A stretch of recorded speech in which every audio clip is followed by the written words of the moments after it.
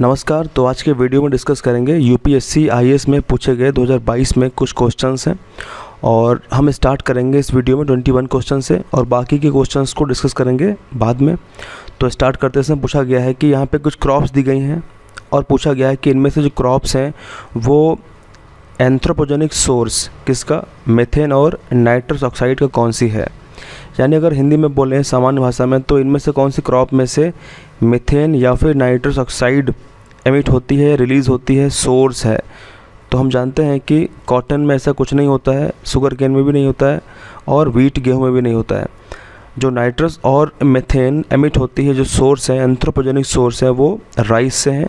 तो इसका क्वेश्चन का आंसर बी करेक्ट हो जाता है। क्वेश्चन नंबर 23 की बात करते हैं। 23 में बोला गया है which of the following lake of the West Africa, यानी वेस्ट अफ्रीका के कौन सी एक लेक है जो ड्राई हो गई है और आज वो रेगिस्तान में कन्वर्ट हो चुकी है। तो यहाँ पे देखें तो लेक विक्टोरिया बिल्कुल अभी ड्राई नहीं हुई है। लेक विक्टोरिया से ही तो नील रिवर निकलती है, ठीक है। उसके बाद में अगर दूसरे ऑप्शन को देखें तो लेक फैगुबाइन, इसका ऑप्शन नंबर बी सही है। ये जो लेक है, लेक फैगुबाइन, ये सूख चुकी है और ये रेगिस्तान में कन्वर्ट हो चुकी है। तो इस क्वेश्चन का आंसर दूसरा करेक्ट हो जाएगा। और बाकी लेक ओगुटा और लेक बोल्टा, इसके बारे में तो आप जानते ही होंगे। अब क्वेश्चन नंबर 24 की बात करते हैं। तो इस क्वेश्चन में कहा गया है कि गांडीकोटा जो कैनन है ऑफ साउथ इंडिया के, यानी गांडीकोटा एक कैनन है साउथ इंडिया की, वो क्रिएट कहाँ से करी गई, कौन से रिवर से क्रिएट करी गई है। कावेरी से करी गई है, नहीं करी गई है। मंजीरा से भी नहीं करी गई है और तुंगभद्रा से भी नहीं करी गई। इसका सही आंसर है पेन्नार रिवर से उसको क्रिएट किया गया है। किसको? गांडीकोटा कैनन को।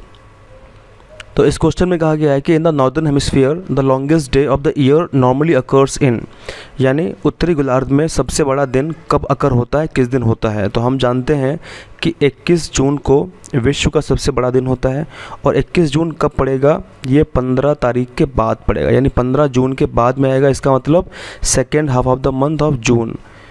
तो ऑप्शन नंबर बी इसका करेक्ट हो जाएगा। इस क्वेश्चन को भी मैं क्लास में पढ़ा चुका हूँ, आपके नोट्स में लिखा होगा। क्वेश्चन नंबर नेक्स्ट, इसमें कहा गया है कि कुछ लेक्स दी गई हैं वेटलैंड और उनकी लोकेशंस को सही करना है। जैसे सबसे पहला जो लेक है वो कौन सा, होकेरा वेटलैंड है, ये पंजाब में नहीं है, ये जम्मू एंड कश्मीर में है। उसके बाद रेणुका वेटलैंड, ये हिमाचल प्रदेश में सही है। उसके बाद रुद्र सागर वेटलैंड, ये त्रिपुरा में सही है। उसके बाद में सस्थम कोटा वेटलैंड, ये केरला में है। तो कौन से सही हैं? केवल 2 सही हैं। और इस क्वेश्चन को भी मैं आपको क्लास में नोट्स में लिखवा चुका हूं। जब मैंने आपको लेक्स वाला चैप्टर पढ़ाया था तो उस लेक के चैप्टर में और वेटलैंड के चैप्टर में मैंने आपको पूरा लिखाया हुआ है। तो अगर आपको याद होगा तो ये क्वेश्चन आप सही करके आए होंगे। तो अब देखते हैं ऑप्शंस कौन से हैं। इसमें बोल रहा है कि how many pairs given above are correctly matched, यानी कितने जोड़े हैं जो सही हैं। Only 1 pair, only 2 pair, only 3 pair या ऑल पेयर्स। तो केवल ऐसे 2 ही पेयर हैं जो सही हैं। तो इस क्वेश्चन का आंसर बी हो जाएगा।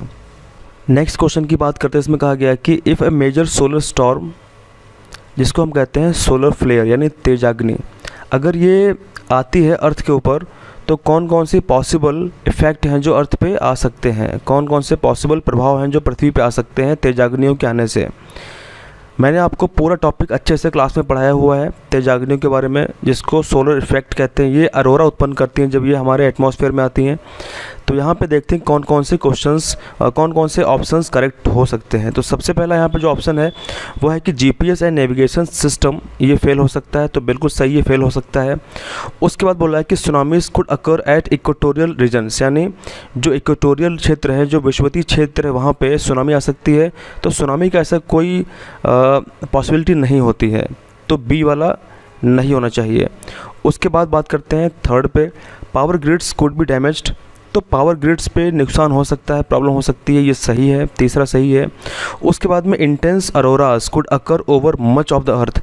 तो अगर ऐसा होगा तो इंटेंस अरोरा आ सकते हैं अर्थ के ऊपर, चौथा भी सही है। पांचवा बोल रहा है कि फॉरेस्ट फायर यानी जंगलों में आग लग जाएगी पूरे अर्थ के ऊपर बहुत ज़्यादा मात्रा में। तो ये जो पाँचवा है ये ऐसा नहीं पॉसिबिलिटी बनती है ज़्यादातर, तो 2 और 5 नहीं है। उसके बाद देखते हैं जो 6 में लिखा गया है कि orbit of the satellites could be disturb, तो ऑर्बिट्स जो हैं वो डिस्टर्ब हो सकती हैं, ये भी करेक्ट है। और short wave radio communication of the aircraft flying over the planet over the polar region could be interrupted, तो ये भी हो सकता है। तो इस क्वेश्चन का सही आंसर क्या है? अब इसमें से हमको ये देखना है कि कौन कौन से नहीं हो सकते हैं।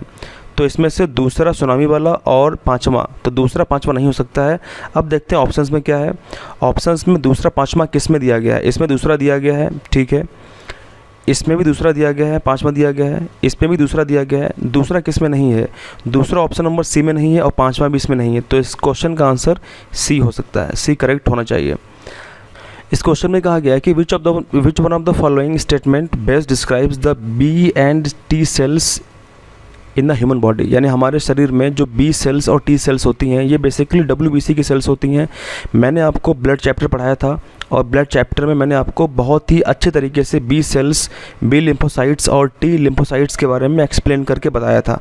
तो अगर आप लोगों ने इसको पढ़ा होगा, याद भी होगा, तो आप लोग सही से करके आएंगे।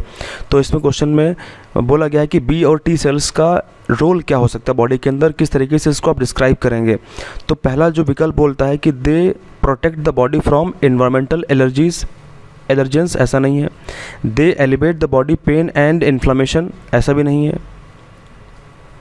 तीसरा बोला गया है कि they act as a immunosuppressant in the body, ऐसा भी नहीं है। दे प्रोटेक्ट द बॉडी, बिल्कुल सही बात है, from the disease caused by pathogens, इसका आंसर डी सही है। तो आप लोग जो वीडियो देख रहे हैं और जो मेरे क्लास के स्टूडेंट हैं तो ज़रूर कमेंट सेक्शन में लिखें कि ये सारे क्वेश्चंस हमने क्लास में पढ़े हैं। तो ये हम लोग तैयारी करते हैं और क्वेश्चन वहाँ से फंसते हैं, एग्ज़ाम में डायरेक्टली आते हैं तो बड़ा अच्छा लगता है। इस क्वेश्चन में कहा गया है कि आपको कंसिडर द फॉलोइंग, कुछ यहाँ पे केमिकल्स दिए गए हैं और आपको बताना है कि इसमें से कौन सा ऐसा केमिकल है जो एसिड रेन को कॉज करता है। इसको भी मैंने क्लास में पढ़ाया हुआ है, जब हम लोग केमिस्ट्री की क्लास पढ़ रहे थे तो मैंने आपको डिटेल में बताया था।